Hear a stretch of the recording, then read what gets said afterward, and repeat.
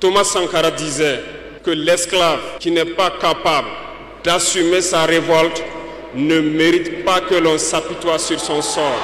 Cet esclave répondra seul de son malheur s'il se fait les illusions sur la condescendance suspecte d'un maître qui prétend l'affranchir. Seule la lutte libère. Et je m'en vais vous dire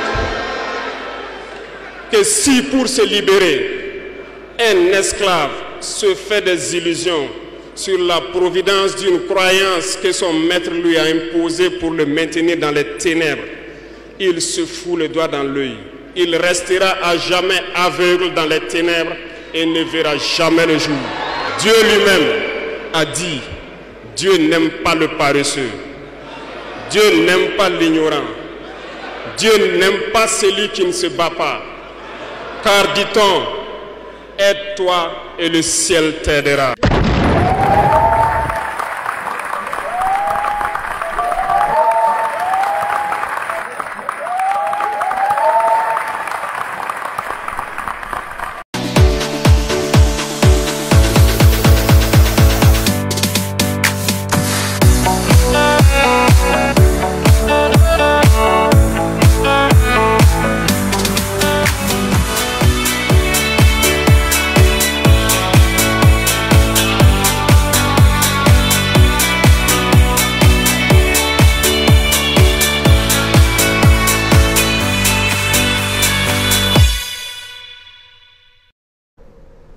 Quand la France sort pour communiquer, il faut que nous cessions nous-mêmes de reprendre ça pour faire de ça une parole de vérité.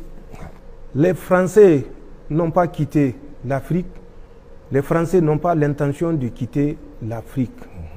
Tout ce qu'ils disent ou tout ce qu'ils font semblant de faire n'est que de la poudre aux yeux. Je vais vous expliquer. Et rappeler, puisque je l'ai déjà abordé là également, en août, le 2 août, lors de notre avant-dernier entretien. Tout à fait. Mais malheureusement, comme je l'ai dit, nous oublions vite. En juin 2024, quand la France a constaté, après le Mali, après le Burkina Faso, après le Niger, la pression est mise sur les forces françaises partout sur le reste des autres pays, notamment au Tchad et au Sénégal, particulièrement. Je l'ai dit, Macron avait chargé son conseiller Afrique, Jean-Marie Bockel, d'une mission. En quoi consistait cette mission? Elle consistait à trouver l'alchimie de rendre invisibles les Français ou les forces françaises présentes sur les territoires ou certains territoires des pays africains. Jean-Marie Bockel, au reçu de cette mission, avait désigné 2 officiers supérieurs, notamment un certain David Pawlowski, vous m'excusez de la prononciation. Oui, tout à fait. David Pawlowski était le commandant du 68e régiment d'artillerie Afrique. Le nom de ce régiment-là, c'est Artillerie Afrique. 68e régiment. Il avait assuré le commandement de 2019 à 2022. Il a servi au Mali, dans le cadre de la fameuse mission française au Mali. Le deuxième était un lieutenant-colonel, lui, Pawlowski étant colonel. Le deuxième est un lieutenant-colonel, autant pour moi, du nom de Paul Menon Bertheux. Paul Menon Bertheux était le commandant du centre d'instruction des équipages de transport de l'armée de l'air française. Il fut également l'aide de camp de l'ancien Premier ministre, Édouard Philippe. Ces 2 officiers ont été désignés pour réfléchir et trouver la formule qui permettra de dérober de la vue des Africains la présence des forces françaises. Ils ont réfléchi, ils ont sorti un document qui a été présenté le 23 octobre au président français Macron par le même Jean-Marie Bockel. En quoi consiste la grande trouvaille? Elle consiste, à l'instar des États-Unis, puisque les États-Unis ont un commandement pour l'Afrique, la France également. Ils n'ont d'ailleurs jamais inventé ou créé quoi que ce soit, tant qu'ils n'ont pas triché. La France a également trouvé son commandement pour l'Afrique. Ce commandement pour l'Afrique n'est une autre astuce que le redéploiement des troupes présentes et mieux supplémentaires sur les territoires africains. En quoi faisant? Le commandement pour l'Afrique, en plus des bases qui sont au Tchad, en Côte d'Ivoire, au Gabon, au Sénégal, je ne parlerai pas de Djibouti, puisque Djibouti, c'est beaucoup d'autres puissances qui sont là-bas. Les Français vont dire, bon, vous voyez, le Niger ne nous aime pas, ils disent que nous sommes en Djibouti. Donc, je leur fais cadeau de Djibouti, et pour me concentrer sur ces 4-là, ces forces-là, on va faire croire aux Africains qu'elles ont été désengagées. Et pour ce faire, ils ont annoncé au Tchad, ils ont 1000 hommes. 1000 hommes, j'ai dit bien 1000 hommes. Or, comme nous le savons, plus de 1300 de leurs 2000 hommes désengagés du Niger sont restés au Tchad.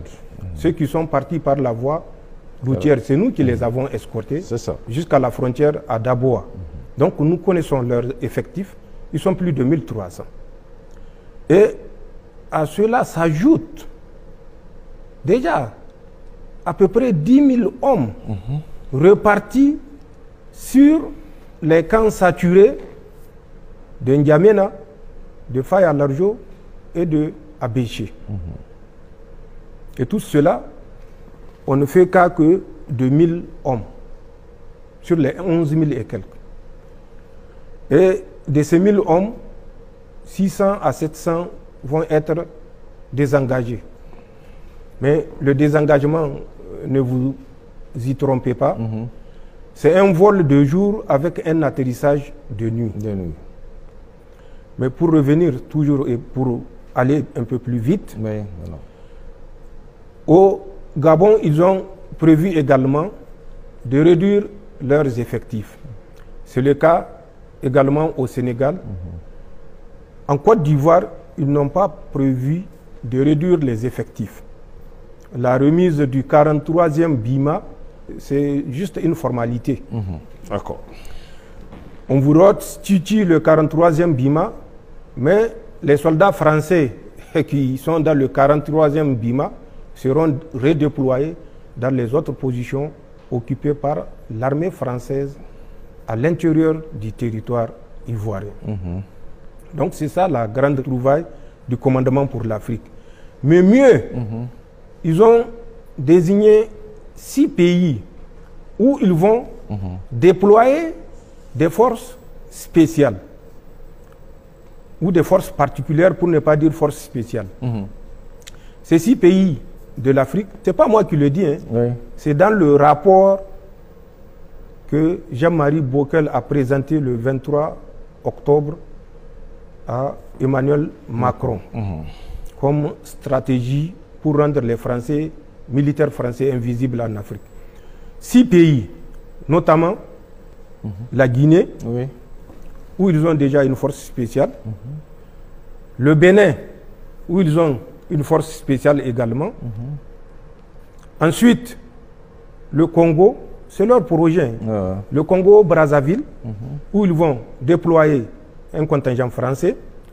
La République démocratique du Congo, ils vont également déployer un contingent français. La Mauritanie, où ils vont déployer un contingent français. Le Cameroun, où ils vont déployer un contingent français. Il faut que ça soit clair. En dehors du Bénin et de la Guinée, où c'est confirmé la présence des forces spéciales françaises, les autres pays, je parle du programme Commandement pour l'Afrique et ce que les Français ont prévu. C'est un projet. Les autorités de ces pays sont au courant ou non, je n'en sais rien. D'accord. Mais voilà le redéploiement envisagé. Ensuite, pour les pays anglophones, le Ghana et le Nigeria, ils ont présentement, et c'est à travers cette cellule qu'ils sont en train de nous nuire, ce qu'ils appellent une mission de défense. Cette mission de défense va évoluer toujours conformément à la grande trouvaille en détachement de liaisons interarmées qui sera d'un effectif de 100 à 150 hommes par pays. Donc le Ghana et le Nigeria. Ce détachement de liaison interarmée aura pour mission, en cas de crise dans un pays, de servir de pont aux troupes françaises qui seront déployées dans ce pays en crise. Toujours à revenir pour jouer ce jeu de la gendarmerie nationale africaine.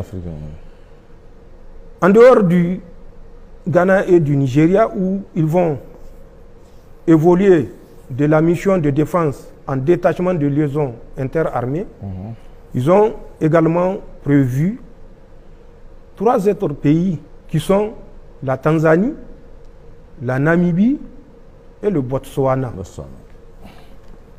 Le commandement pour l'Afrique va déployer des militaires français en Tanzanie, en Namibie et au Botswana. Donc, de 4, à quoi on va aboutir? À une vingtaine de pays, où les Français vont s'installer. Est-ce qu'on peut, en toute rationalité, parler de retrait des troupes françaises?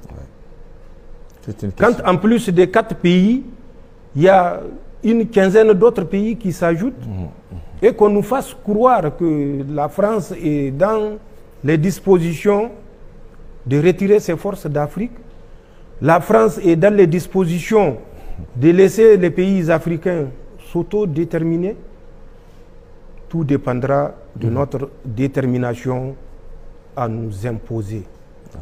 Comme le disait le roi Faisal bin Abdul Aziz, Allah lui accorde sa rahama, malheur aux faibles